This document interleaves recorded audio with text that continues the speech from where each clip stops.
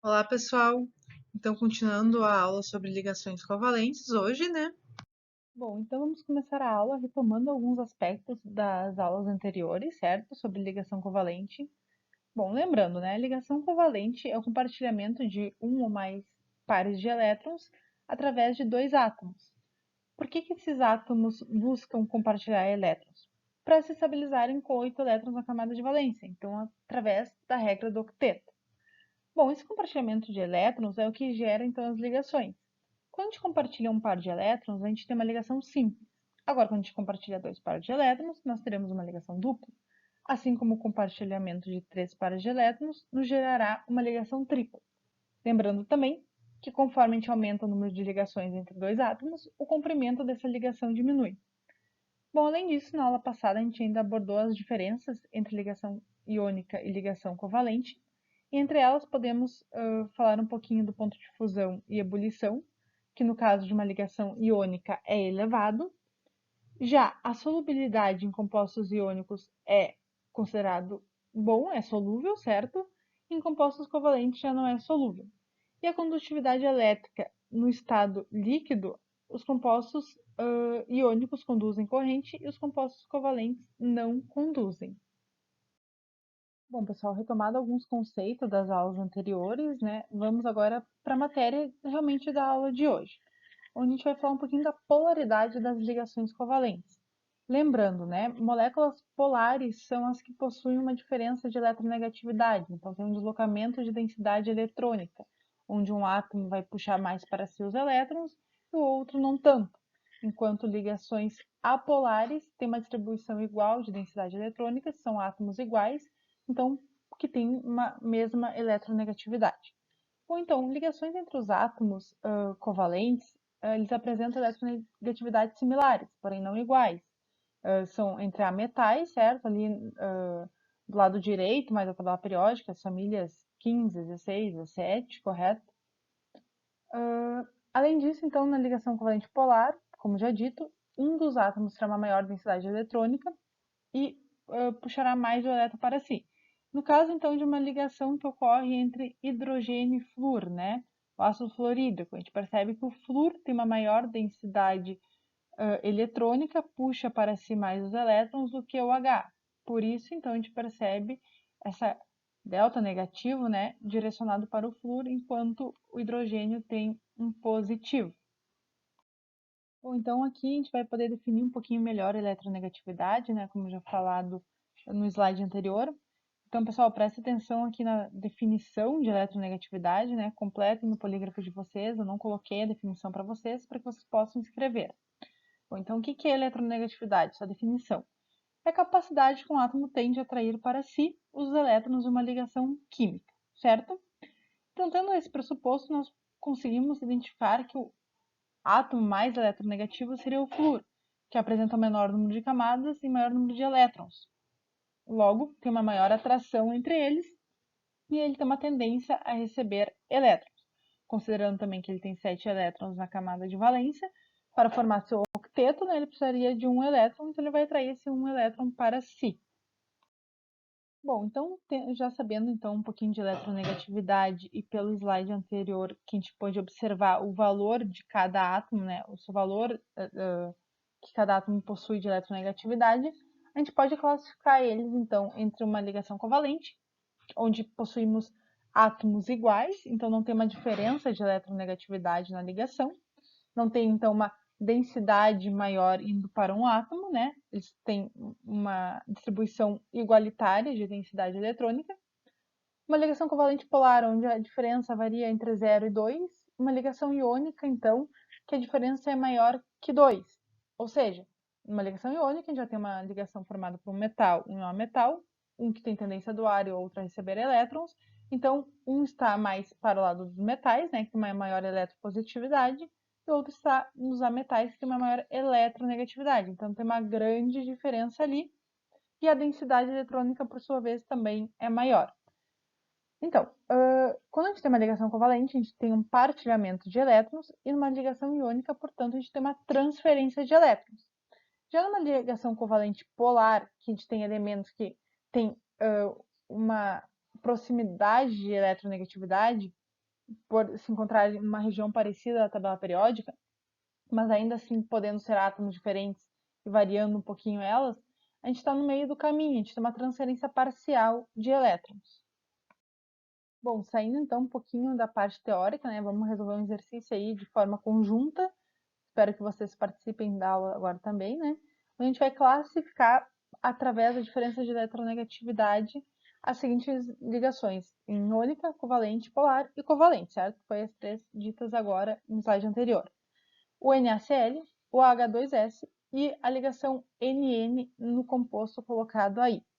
Vou apresentar agora para vocês o valor de cada átomo, certo? Então a gente vai realizar a conta matemática para ver qual vai ser a diferença entre eles e poder classificar elas, então, em suas devidas ligações. Bom, então o sódio, né, que é um metal, tem uma eletronegatividade 0,9. O cloro, que já é um ametal, já percebe que a eletronegatividade dele é bem maior, já está em 3. O hidrogênio em 2,1. O enxofre em 2,5. O nitrogênio em 3. E no outro, que também é uma ligação nitrogênio-nitrogênio, também vai ter 3. Então vamos agora, né, realizar a conta matemática. Então seria 3 menos 0,9, 2,5 menos 2,1 e 3 menos 3. Bom, então a gente percebe que ali a diferença do NaCl, do cloreto de sódio, né, é de 2,1. A gente percebe que é uma diferença grande entre eles. Já entre o hidrogênio e o enxofre, a gente percebe que é uma diferença de 0,4, já é uma diferença pequena. E entre os nitrogênios, são átomos iguais, portanto possuem a mesma eletronegatividade, a gente não possui diferença entre eles, logo vai ser zero, correto? Então, voltando lá para os slides anteriores, a gente vai se lembrar então o quê? Que quando a gente tem uma diferença de zero, a gente tem uma ligação covalente, uma diferença que varia de 0 a 2, a gente tem uma ligação covalente polar, uma ligação maior que 2, então a gente tem uma ligação iônica, certo? Então a gente tem uma transferência de elétrons e não mais um compartilhamento de elétrons. A partir daí, então, o que nós podemos concluir? Que na primeira ligação a gente tem uma ligação iônica, visto que o valor ficou acima de 2. Então a gente tem uma transferência de elétrons, certo? Onde o sódio transfere seu elétron da camada de valência para o cloro, assim o cloro se estabilizando com 8 elétrons na camada de valência, com seu octeto completo. Já a ligação entre o hidrogênio e o enxofre, a gente tem uma ligação covalente polar, onde a gente tem átomos diferentes, com eletronegatividades diferentes, mas não tão discrepante. Então a densidade eletrônica não vai estar tão deslocada para um dos átomos, certo? Então a gente vai ter uma ligação covalente polar, que é aquele meio termo entre a ligação iônica e a ligação covalente. Já a ligação entre os nitrogênios, que são átomos iguais, logo apresentam uma mesma eletronegatividade, a gente vai ter uma ligação covalente nela. Considerando que não tem diferença, né? Logo, a densidade eletrônica está muito bem distribuída, então possuímos uma ligação covalente, onde há o partilhamento de elétrons. Bom, perfeito. Conseguimos então analisar a polaridade, a eletronegatividade, como essa molécula se comporta, porém como é que ela é construída, como é que ela se forma. Então, através da estrutura de Lewis, nós conseguimos desenhar essa molécula. Como é que vai funcionar então? Qual vai ser o passo a passo dela? Primeiro a gente vai ter que desenhar a estrutura do composto, mostrando os átomos que estão ligados entre si, né? Colocando o elemento menos eletronegativo no centro, ou seja, o que irá fazer o maior número de ligações para conseguir se estabilizar com 8 elétrons na camada de valência. Após isso, a gente vai contar o número total de elétrons de valência e adicionar um elétron por cada carga negativa, e subtrair um elétron para cada carga positiva, se assim o composto tiver cargas, ok? Depois disso, a gente vai completar o octeto para todos os átomos, ou seja, considerar que cada átomo vai ter 8 elétrons, exceto o hidrogênio, correto, que terá 2 elétrons, né? O hidrogênio estabiliza com 2 elétrons na camada de valência, considerando o hélio, então, que possui esses 2 elétrons, é um gás nobre. Após isso, então, para finalizar, a gente vai ver se a estrutura vai ter elétrons em excesso para formar, então, ligações duplas e triplas, se necessários, com o átomo central, e não entre os átomos ligantes. Tranquilo? Pode estar um pouquinho abstrato, agora a gente vai fazer alguns exemplos para a gente conseguir, então, abordar um pouquinho melhor essa parte. Bom, vamos lá, então, para o exemplo, e a gente vai desenhar a estrutura de Lewis para o tetracloreto de carbono, ou seja, CCl4. E qual que é o primeiro passo, então? Vamos ver aí, quem é que lembra? Isso mesmo. Então, o primeiro passo, né, é colocar o elemento menos eletronegativo no centro. E entre o carbono e o cloro, qual que é o elemento menos eletronegativo? Olhando para a tabela, né, lembramos que a eletronegatividade cresce para o flúor, logo o elemento que mais próximo está do flúor é o cloro. Se o cloro está mais próximo do flúor, então ele é mais eletronegativo que o carbono, certo? Então o elemento que vai no meio é o carbono e na sua estrutura em volta irá o cloro. Então, pessoal, desenhei a estrutura, né? Carbono no centro, os cloros em volta. Vou fechar a minha câmera agora só para vocês conseguirem ver essa estrutura e logo já retorno com a minha câmera, então, para vocês enxergarem certinho. Bom, agora acho que vocês conseguem ver bem a estrutura, né? Minha câmera está bem na frente da estrutura que eu desenhei. Bom, o carbono, então, está no meio, o cloro está à sua volta. O que a gente vai fazer agora é contar o número de elétrons de valência de cada átomo. Carbono está ali na família 14, estando na família 14, temos 4 elétrons na camada de valência, certo? O cloro, que já está na família 17, então possui 7 elétrons na camada de valência. Vamos lá, então, contar esses elétrons. Colocado aí, então, o número de elétrons, né? Carbono 4, cloro 7. Carbono nós temos apenas um, certo? Mas cloro nós temos 4. O que a gente vai ter que fazer é o cálculo, então, cloro 7 vezes 4, né? Mais o número de carbonos. Então, né? 7 vezes 4, 28, mais 4, 32 elétrons na camada de valência. E agora, qual é o próximo passo? Quem é que lembra? Quero a ajuda aí de vocês. Muito bem, o próximo passo é desenhar então as ligações simples entre carbono e cloro. Então a gente vai ter 4 ligações simples, né? E completar os octetos dos átomos, ou seja, colocar mais 6 elétrons em volta de cada átomo, né? Então 6 bolinhas a gente vai representar como cada elétron. Tá, então, cada átomo com seus elétrons e com a sua ligação entre o átomo central, que é o carbono, e seus átomos ligantes, que são o cloro. Vamos para o quarto passo. Bom, então o quarto passo é a gente verificar se o número de elétrons na estrutura, né, é igual ao número de elétrons de valência. Então vamos lá contar esses elétrons. Bom, nós temos 4 ligações, né, simples, e cada ligação então é um compartilhamento de 2 elétrons, certo? Cada par de elétrons tem 2 elétrons. Então 4 vezes 2 nos dá 8 elétrons. Mas a gente tem mais 12 pares não ligantes, certo? Considerando que cada par tem 2 elétrons, ou seja, 12 vezes 2 a gente tem ao todo, então, 32 elétrons de valência. Se a gente for contar e a gente volta ali para o passo 2, percebemos então que tínhamos 32 elétrons de valência. Então, essa conta está batendo, correto? Todo mundo concorda comigo? Se a conta está batendo, a ligação está correta, o número de ligações está correto, e o número de pares não ligantes ou elétrons isolados também está correto.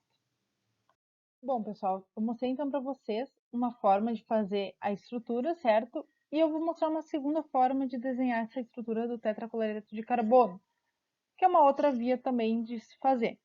O que nesse caso é feito? A gente vai desenhar novamente, primeiro começando pelo elemento menos eletronegativo no centro, e os outros elementos, então, átomos no caso, né, em volta. Então, o que acontece? O carbono, novamente, como a gente já viu, é o menos eletronegativo, vai no centro, e o cloro, então, será os ligantes em volta. Após fazer esse desenho, então, a gente vai colocar a quantidade de elétrons de valência de cada átomo em seu entorno.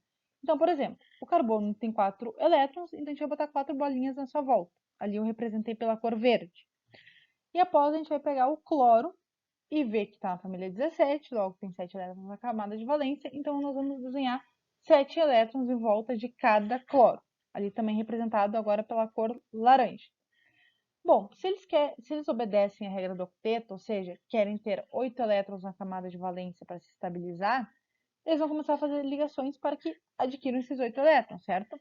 Cada ligação é o compartilhamento de um par de elétrons, ou seja, eles ganham um elétron e podem se estabilizar. Então, o cloro vai procurar fazer uma ligação, certo? Para compartilhar um par de elétrons, logo ficar com 8 elétrons na camada de valência. Já o carbono vai querer fazer 4 ligações. E é o que ocorre. O carbono vai fazer uma ligação com cada cloro. Assim, compartilhará 4 pares de elétrons, ou seja, terá 8 elétrons. e cada cloro compartilhou um par de elétrons, ou seja, ganhou, né, digamos assim, um elétron, logo também está estável. Essa é uma outra forma de ser feito. Mostrei os dois para vocês poderem comparar um ao outro, então. Dessa vez eu fiz um pouco mais rápido o desenvolvimento, porque já expliquei da outra forma, e acredito então que não precise enrolar tanto nesse daqui. Bom, e agora uma outra estrutura, um íon agora, o íon carbonato. Como é que funciona? Bom, vou pegar então a estrutura de Lewis, a primeira que eu mostrei para vocês, e vamos desenvolver então essas ligações. Começamos então pelo carbono, né, que é o átomo menos eletronegativo, será o central, e os seus ligantes então serão os oxigênios. Após isso, então, a gente vai contar os elétrons de valência. Carbono tem 4 elétrons, oxigênio tem 6 elétrons, né? É só pegar ali a família de cada um. Só que além disso, agora a gente tem uma carga de 2 menos. O que essa carga de 2 menos representa? Que eu ganhei 2 elétrons, correto?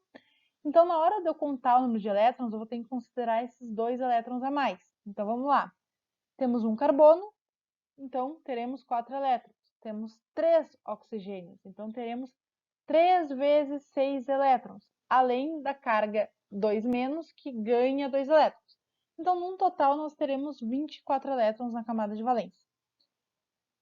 Perfeito. Achamos o número de elétrons que temos que ter na camada de valência. Vamos, então, desenhar as ligações simples entre os carbonos e oxigênio. E completar os elétrons, então, através da regra do octeto, para que todos se estabilizem com 8 elétrons. Feito ali o desenho, já está estruturado ali para vocês, né, em laranja, com as bolinhas de ligações.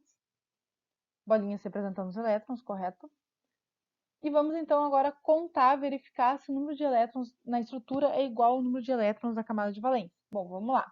Temos 3 ligações simples, ou seja, 3 vezes 2, porque cada ligação é o compartilhamento de 2 elétrons, correto?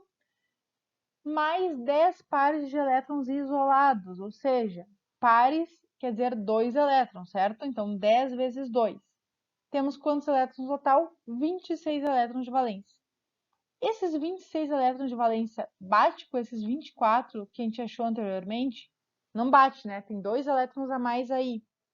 Então, o que a gente tem que fazer? A gente vai ter que correr para o quinto passo que a gente não tinha feito anteriormente, que é ver os elétrons em excesso e desenhar agora as ligações duplas ou triplas para que a gente possa ter os 24 elétrons na camada de valência. Lembrando, né? Cada ligação compartilha um par de elétrons, ou seja, 2 elétrons. Então vamos lá colocar uma ligação dupla para ver se soluciona o nosso problema. Bom, agora sim, né, galera? Com essa ligação dupla, 2 elétrons isolados são compartilhados, ou seja, vamos ter um total de 24 elétrons na camada de valência. Então, agora sim, nós temos que a ligação está correta. Temos 24 elétrons na camada de valência. Mas lembra, né? A gente tem um íon carbonato, então a gente tem dois como carga negativa. Onde é que estão essas cargas negativas? Bom, essas cargas negativas, então, estão ali nos oxigênios que não têm ligação dupla, certo? Então, ali a gente está falando de carga formal. O que é isso? Bom, isso a gente vai ver na próxima aula, então, o que é uma carga formal. E já fica de pergunta para vocês darem uma pesquisada sobre o assunto e me trazerem na próxima aula para a gente começar debatendo, então, esse tópico. Mas agora, então, no tempo restante, nós iremos fazer alguns exercícios. Bom, pessoal, então agora vamos resolver a lista 5 dos exercícios, né, que foi postado no Moodle. Estou de volta aí aparecendo para vocês, depois de mostrar as estruturas. Por hoje é isso, ficarei por aqui para tirar algumas dúvidas. A aula que vem, então, a gente corrige esses exercícios e começaremos, então, com a pergunta que deixei no slide anterior para vocês, para a gente começar discutindo esse tópico, continuar ligações covalentes. Certo, galera? Por hoje é isso, então. Até mais.